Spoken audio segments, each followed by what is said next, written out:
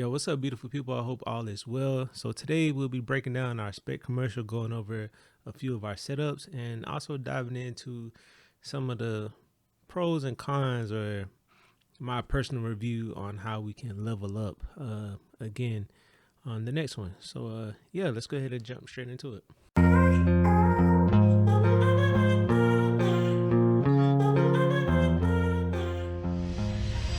Setup number one. Setup number one was our by far largest setup that we had to do for the day, because it carried us through the entire commercial. It was literally scenes 1, 2, and 4, with 1 and 4 being our entrance and our exit that carried us in and out of the commercial, and then scene 2 primarily being the entire visuals of our talents, number 1 and number 2, going back and forth between our media. So and that's what you see here. This is our wide, and then there's our close-up for scene 2. So how we came up with this setup here is essentially this cloth that you see in the background is just a cloth backdrop off of Amazon. I think it's 2 curtains that are 10 feet by 10 by 6, 10 by 7, 10 by 8, somewhere like that. Yeah, so we threw those up, brung in the table with the tablecloth for the client's brand to kind of establish that as well, or give it, that true proper press conference feel and look. And then from there, it's literally just us controlling and creating the environment that we want. And to do that, the first thing that was essential was hanging up this 12 by outside to block out any spill or light coming through from our windows. So once we got that, we were essentially halfway there to literally control everything in-house, or create it how we want it to. So of course, the thing that's probably the most noticeable in the scenes is this spotlight here that we see behind Matt, and then here again on Nico. And how we created that was by 300 or 600 we used. Can't remember specifically, but yeah, simple light with a spotlight attachment to give us this. Yeah, pretty straightforward there. Also, another trick that we had to pull off was creating that paparazzi effect that we saw throughout the duration of the commercial.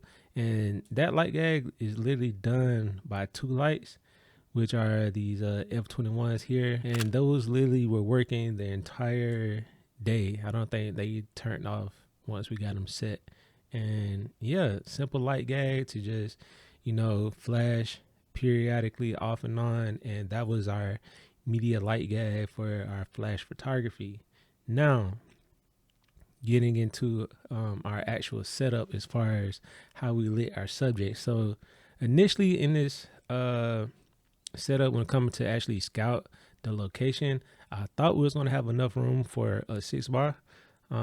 That initially was my ask, but once we actually got inside the space, started looking around, and we brought in 1 combo stand, and it was a wrap. Like, that footprint that we were going to take up with that particular setup was going to be, it just wasn't going to work for the space. And then also bringing in a Dana Dolly for our camera on top of having talent in as well. It was just too crowded. So we ended up settling for a Light Mat 4 here on our key.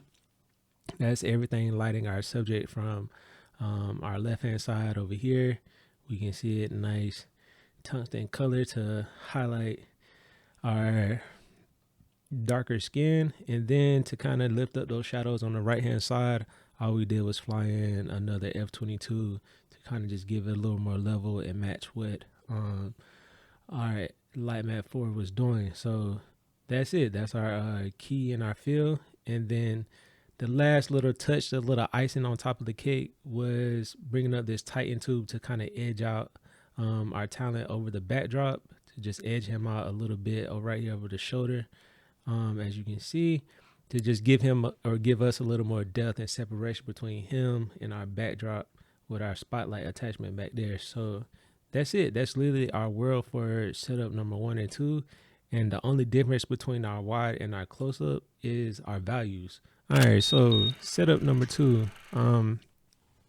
As you can see, setup 2 was a pretty big lift as well, as far as getting the quote unquote silhouette look that I was going for.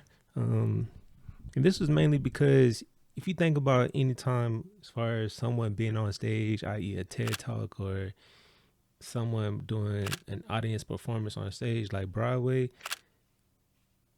when sitting in that audience, the only thing that is lit is that person or individuals on stage. And if you were to turn around looking into the crowd from their POV, you necessarily wouldn't see anyone properly lit to the point where we see all features of their face. So I want to kind of keep in line with that aesthetic or that idea, thus this setup.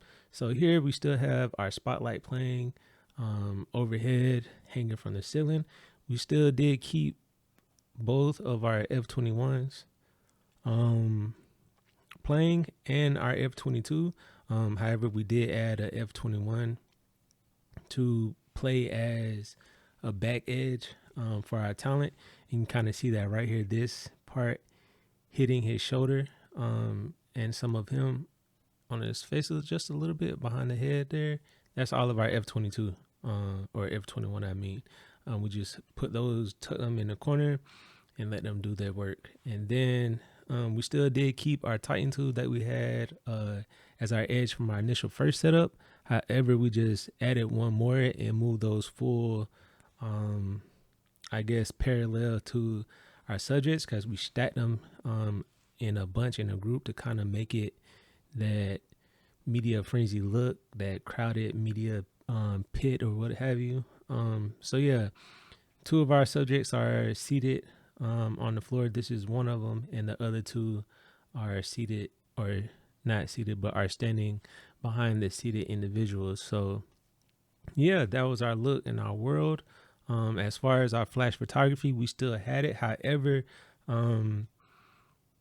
for this, we were kind of going back and forth as if the flash photography would still play. We kind of settled on that it would, but it might not be as intense. If you've been anywhere where there's flash photography, whether at a game or a wedding or some type of event, anytime that photographer is shooting and that flash is going off, we feel it, we see it from the ceiling, the walls, to seats, chairs, individuals, anything metal to reflect. So we kind of wanted to still feel it, but not as intense as we did on the reverse when actually looking at our subject seated on the backdrop. So yeah, that was setup number 2. Setup number 3 is by far the one setup that I enjoyed the most.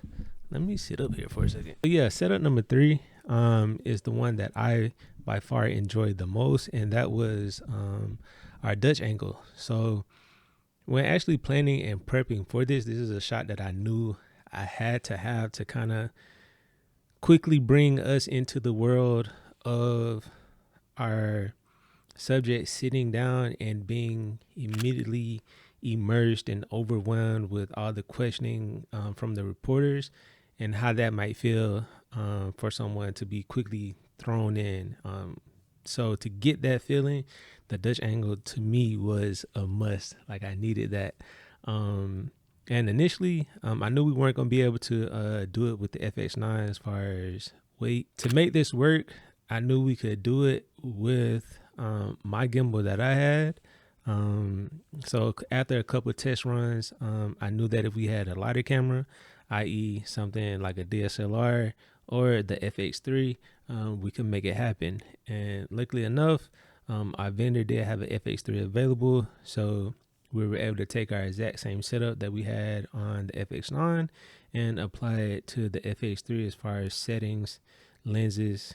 The only thing that we didn't want to do, because I didn't want to take the risk, was actually using our filtration. with the additional weight from the matte box and the actual glass or the filter.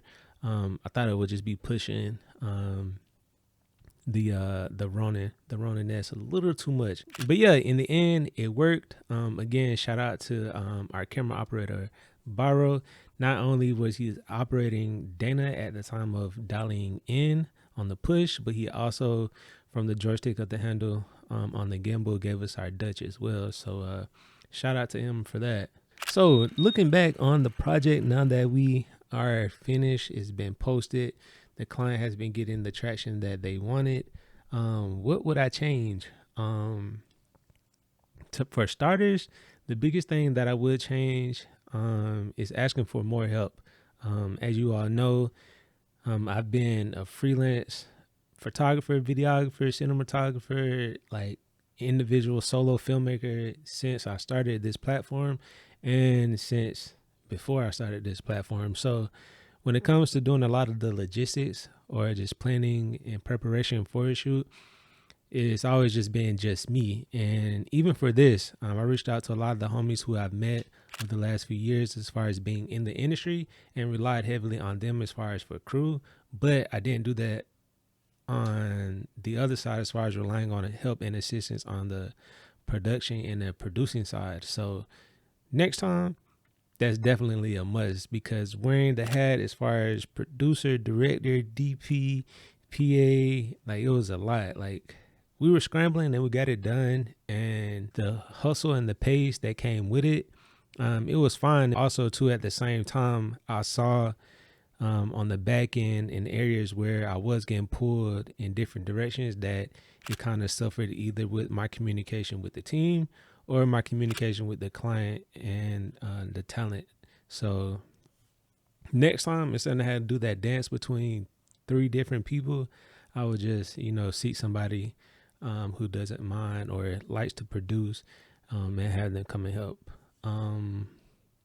The second tip that I would keep in mind for myself or anybody else in this situation is that when it comes to the actual tech scout, take full advantage of that. Like, exhaust all your options and possibilities that are available to make sure that come the date of the shoot, you know exactly what your setups are, what they look like, how much space you have, what's the the alternative if you don't. That's one part that I felt like I didn't execute enough.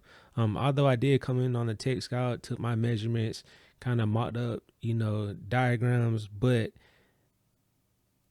once we added in that backdrop and that table, that took away like 5 feet of the 10-foot of room that I had. So just seeing that happen on the day of, I necessarily didn't start stressing, but it did make us, exhaust 35 minutes to figure out, what's the adjustment. Coming in on a tech scout in the future, if I got that backdrop and table set up beforehand, I'm definitely setting it up so that we're good to go.